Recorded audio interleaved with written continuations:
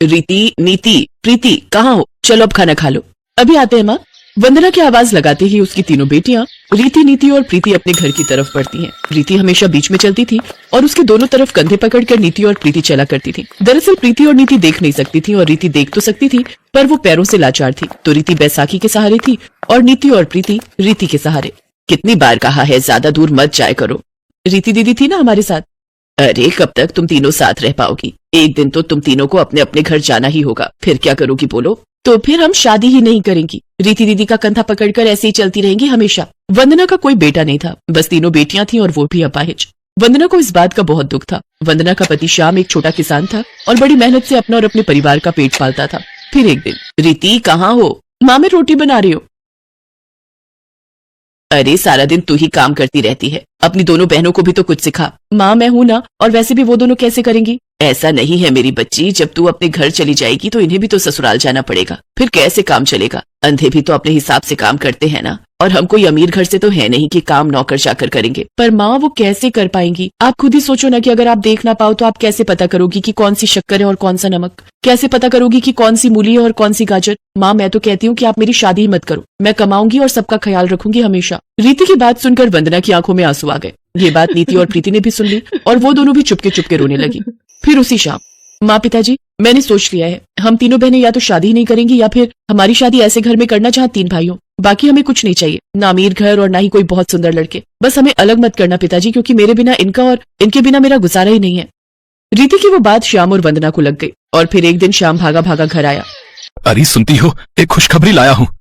क्या है जी, जल्दी बताओ। वो किशनपुर है ना, वहाँ किशोरी लाल जी का परिवार रहता है।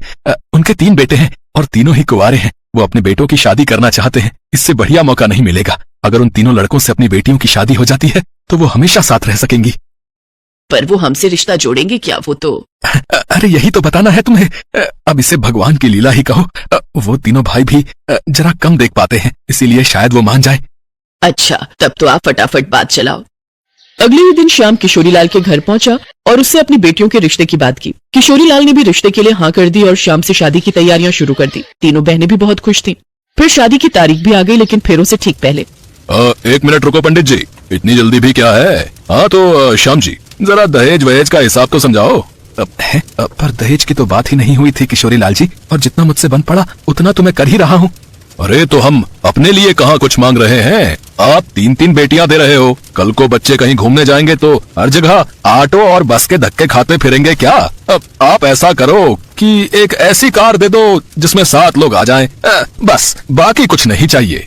पर ऐसी कार तो बहुत महंगी आएगी, मैं गरीब कहाँ से लाऊंगा किशोरीलाल जी? अरे तो अभी की बात कौन कर रहा है? हम आपकी तीनों बेटियों को ब्याह कर ले जा रहे हैं, ठीक है? ठीक 1 महीने बाद आप कार ले आना, और अगर नहीं ला पाए तो अपनी बेटियों को वापस ले जाना। बहुत बेगैरत आदमी हो किशोरीलाल, अपने बेटों की शादी करने आए हो या सौदा करने आए हो बे? मुखिया तुम चुप करो। अगर इतना ही प्यार आ रहा है ना इन लंगड़ी और अंधी बेटियों पर, तो तुम ही ले जाओ इन्हें अपने घर बहू बनाकर। करा देता, और मेरा एक ही बेटा है, और अगर 3 होते ना तो तुम्हारे सामने इनसे शादी कराता और तुम्हें जूते मारकर बाहर निकाल देता इस गांव से, जूते मारकर। हाँ तो हम जा रहे हैं। अब ढूंढ लेना ऐसा घर इन लंगड़ी और अंधियों के लिए, जहाँ बिना दहेज के तीनों की शादी हो जाए। हम भी देखते हैं। विमल बेटा इधर आ। श्याम भाई बताओ कि आप मेरे बेटे के साथ अपनी कौन सी बच्ची की शादी करना चाहते हो, बताओ। मुखिया जी, आपकी इस दरिया दिली के लिए बहुत बहुत धन्यवाद, लेकिन हम तीनों अलग नहीं रह सकती। मेरी बहनें मेरे ही सहारे हैं, तो या तो हम तीनों एक ही घर जाएंगे या फिर शादी तो होगी बेटी, और इस लालची किशोरीलाल के सामने ही होगी। श्याम भाई मेरा एक ही बेटा है, और आपको अजीब लगेगा लेकिन अब कोई चारा नहीं है। मैंने जबान दे दी है, मैं अपनी तीनों बेटियों का हाथ अपने बेटे विमल के लिए मांगता हूँ। बताओ आपको मंजूर है?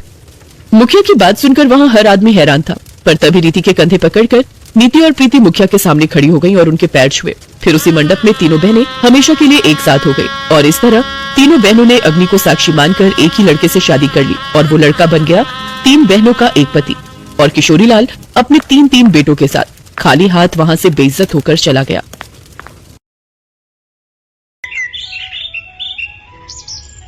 रमा, मधु और सुधा आशा देवी की 3 सरकारी बहुएं।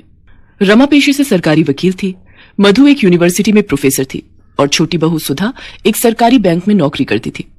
तीनों बहुएं नौकरी वाली थीं, इसलिए तीनों ही पूरा दिन व्यस्त रहती थी।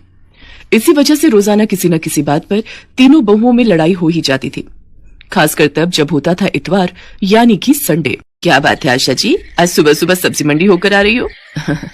आज इतवार है ना, बहू बेटे देर से सोकर उठेंगे, सोचा घर पर क्या करूं, मंडी ही हो आती हूँ। अच्छा, आज तो तीनों बहुओं की छुट्टी होगी, चलो बढ़िया है। तीनों बहुएं सरकारी नौकरी वाली हैं, वैसे तीनों ही काम वाली हैं तो आपस में बर्तन खड़क ही जाते होंगे। अरे नहीं, मेरी तीनों बहुओं में बहुत प्रेम है, उनमें कभी कोई लड़ाई नहीं होती। अभी तक तो सब उठकर अपना अपना काम निपटा चुकी होंगी। अपनी वकालत घर में मत झाड़ू भाभी, मैं भी बड़े स्कूल में प्रोफेसर हूँ, मुझे भी गणित आती है। आलू के पराठे में प्याज नहीं डलेंगे, सिर्फ आलू पराठा ही बनेगा। अच्छा, मैं भी देखती हूँ कि तुम आलू के मसाले में प्याज कैसे नहीं मिलाती हो। तुम अकेले आलू का पराठा खाने वाली नहीं हो, हम सब हैं। अरे तो किसने मना किया, 6 आलू हैं, दो तीनों के हो गए, ये दो मेरे। ओहो बहुत बढ़िया, खुद दोनों ने बढ़िया बढ़िया आलू रख लिए और मुझे ये गले हुए खराब दे दिए। बड़ी चालाक हो आप दोनों तो। अरे मैं भी बैंक में नौकरी करती हूँ, सारा हिसाब किताब मुझे भी पता है। ये आधा आलू खराब है, ये मैं क्यों रखूं? मैं अपना आलू नहीं दूंगी। मैं भी क्यों दूं? इतनी मुश्किल से संडे आता है, आलू पराठे खाने का ये मौका मैं क्यों छोड़ दूं? आलू तो मैं लेकर ही रहूंगी, देखती हूँ कौन मुझे रोकता है। हे भगवान, मैं मोहल्ले में कहती फिरती हूँ मेरी तीनों बहुएं गऊ हैं, मुंह में जबान नहीं है, तीनों में प्रेम है, पर यहाँ तो एक आलू के लिए महाभारत छिड़ी हुई है। इतनी बड़ी सरकारी नौकरी करने वाली हो तुम, पर लड़ाई बिल्कुल बच्चों की तरह लड़ती हो। थैले में आलू रखे हैं, उबाल लो जितनी मर्जी। पता नहीं मेरे इस दुनिया से जाने के बाद। आशा के इतना कहते ही तीनों बहुएं उसके मुंह पर हाथ रख देती हैं। माँ जी आज कह दिया, आगे से ना कहना। सॉरी माँ जी, आप ऐसी बातें मत करो, आपके बिना हम तीनों अधूरी हैं माँ जी, आगे से ऐसी बातें मुंह से मत निकालना। फिर क्यों लड़ती हो तुम तीनों? देखो जिस घर में प्यार होता है वहाँ भगवान का वास होता है, इसलिए आपस में प्रेम से रहा करो। आशा देवी अपनी तीनों बहुओं को ऐसी ही प्रेम भरी सीख देती रहती थी। उसके बाद तीनों बहुएं मिलकर एक साथ नाश्ता बनाती हैं। रोजाना की तरह वही खट्टी मीठी नोकझोंक के बीच आशा देवी की बदौलत तीनों बहुओं में आपसी प्यार बना हुआ था। आशा देवी की ननद मनोरमा कुछ दिनों के लिए रहने आ जाती है। मनोरमा स्वभाव से चुगलखोर और झगड़ालू है, पर क्या करे, है तो आशा देवी की ननद ही ना। आशा भाभी कहाँ हो? मैं तो कब की बाल धोकर बैठी हूँ, तुम्हारी बहुएं कहाँ हैं? मुझे चाय नाश्ता कौन सी बहू देगी? जी रुको, मैं तुम्हारे लिए पोहा और चाय बनाकर ला रही हूँ। बुआ जी पाई लागू, मैं चलती हूँ, आपको शाम को मिलूंगी। मैं भी चलती हूँ बुआ जी, प्रणाम। ओहो मुझे भी आज लेट हो गया। मधु भाभी रुको, मुझे अपनी स्कूटी पर जरा बस स्टैंड तक छोड़ देना, आज कैब बुक ही नहीं हो रही। ये बढ़िया बात रही, तीनों बहुएं काम पर निकल गयी, अब तुम सारा घर का काम करोगी। तो क्या हुआ जीजी, सफाई बर्तन वाली लगी हुई है, घर का काम करने में हर्ष थोड़ी है। तुम तो ऐसे ही चिंता करती हो, ये लो पोहा और चाय लो, बाकी सब चिंता छोड़ दो। मनोरमा की बुरी आदत चुगली करने की बाज कहाँ आने वाली थी। जब आशा ने उसकी बात को अनदेखा कर दिया तो वो तीनों बहुओं को भड़काने लगी। अरे रमा बहू क्या कर रही हो, अंदर आ जाऊं? हाँ बुआ जी, ये भी कोई पूछने की बात है, आपका अपना घर है, कहीं भी आओ जाओ। अच्छा अलमारी में कपड़े लगा रही हो? सचमुच कितना थक जाती हो। नहीं ऐसी कोई बात नहीं है बुआ जी, वो कल मधु ने मशीन लगाई थी तो कपड़े धोकर रख दिए थे, वही तह लगा रही हूँ। अच्छा तभी मधु का मुंह बना हुआ था, बोल रही थी सारा दिन अकेले काम में लगी रहती हूँ। वो प्रोफेसर है ना तो जल्दी घर आ जाती है, इसलिए वो ज्यादा काम करती है। अच्छा ऐसा कहा, पर ऐसी तो कोई बात नहीं है, मैं और सुधा हम दोनों भी तो इतना काम कर लेती हैं। मधु फालतू की बातें कर रही है। रमा को भड़काने के बाद मनोरमा ने मधु और सुधा को भी झूठ मूठ की पट्टी पढ़ा दी। क्या रमा भाभी और सुधा ने ऐसा कहा? उनसे ज्यादा घर खर्च में पैसे मैं लगाती हूँ, उन दोनों की इतनी हिम्मत ये कहने की कि वो मेरे से ज्यादा घर खर्च करती हैं। आपको पता है बुआ जी कितनी बार रमा भाभी और सुधा के जन्मदिन एनिवर्सरी पर मैंने महंगे महंगे तोहफे लाकर दिए हैं। अच्छा हुआ बुआ जी आपने मुझे बता दिया, ये दोनों मेरे बारे में क्या सोचती हैं। मनोरमा तीनों बहुओं में फूट डाल चुकी थी, तीनों बहुओं के व्यवहार में फर्क साफ दिखाई दे रहा था। ये तीनों को क्या हो गया है, आज इतवार के दिन घर में इतनी शांति कैसे बनी हुई है? रमा बहू क्या हुआ, आज रसोई में कुछ स्पेशल नाश्ता नहीं बनाना क्या? मुझे नहीं पता माँ जी, मैंने अपने और सुधीर के लिए छोले भटूरे मंगवाए थे, हमने वही नाश्ता कर लिया है। रमा भाभी बहुत ज्यादा इतराने की जरूरत नहीं है, हमने भी स्पेशल अमृतसरी कुलचे मंगवा कर खा लिए हैं। हमारा भी आज संडे है, सुनील और मैं मूवी देखने भी जा रहे हैं। मैंने भी जलेबी समोसे खाए हैं, खुद कमाती हूँ, किसी का दिया नहीं खा रही। मैंने और रवि ने हैवी नाश्ता किया है बढ़िया, कितने दिनों बाद। ये हो क्या रहा है इस घर में, एक दूसरे से सीधे मुंह बात करने को तीनों तैयार ही नहीं है। जरूर कुछ गड़बड़ है, नहीं तो ये तीनों मेरे से इस तरह बात नहीं करती। और ये मनोरमा जी कहाँ गई है, बड़ी देर से दिखाई नहीं दे रही, लगता है कमरे में होंगी, उनकी चाय वहीं दे आती हूँ। अरे मैंने भाभी की तीनों बहुओं में ऐसी फूट डाली है, ऐसी फूट डाली है कि पूछो मत, बड़ा इतरा रही थी तीनों बहुओं को लेकर। ओह इसका मतलब ननद जी ने मेरे घर में आग लगाई है, इनका पर्दाफाश मैं ही करूंगी। मनोरमा की आदत थी फोन पर हर बात अपनी बेटी को बताने की।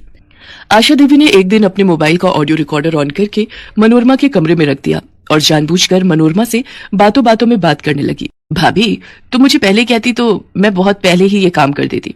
अब तुम अपना दुख मुझसे कह रही हो कि तुम अपनी तीनों बहुओं से तंग आ चुकी हो, उनकी सेवा करके तुम थक जाती हो। चलो, अभी भी कुछ नहीं बिगड़ा है, तुम चिंता मत करो, मैं तुम्हारी तीनों बहुओं में फूट डाल चुकी हूँ। मनोरमा सारी सच्चाई बोल देती है कि कैसे उसने रमा, मधु और सुधा से एक दूसरे के लिए चुगली की थी। आशा तो यही चाहती थी कि सच्चाई सामने आए और वो मौका देखकर अपनी तीनों बहुओं के सामने अपनी ननद मनोरमा की सच्चाई सुना देती है, जिसे सुनकर तीनों बहुओं की आंखों में आंसू आ जाते हैं और वो एक दूसरे की तरफ देखने लगती हैं। मनोरमा शर्म से लज्जित हो जाती है और वापस अपने घर चली जाती है। मुझे अपनी तीनों बहुओं पर नाज है, तुमने किसी के भड़काने पर अपने ही घर में फूट डाल दी। मैं तो दुनिया से कहती हूँ मेरी तीनों बहुएं बहुत समझदार हैं, उनमें आपस में एकता है। कभी भी किसी के भड़काने में मत आना, नहीं तो घर को टूटते देर नहीं लगती। हमें माफ कर दीजिए माँ जी, आज के बाद हम ये गलती दोबारा कभी नहीं करेंगे। तीनों बहुओं में फिर से एकता हो जाती है और आशा देवी का और अच्छी कहानियों के लिए कृपया सब्सक्राइब करें। धन्यवाद।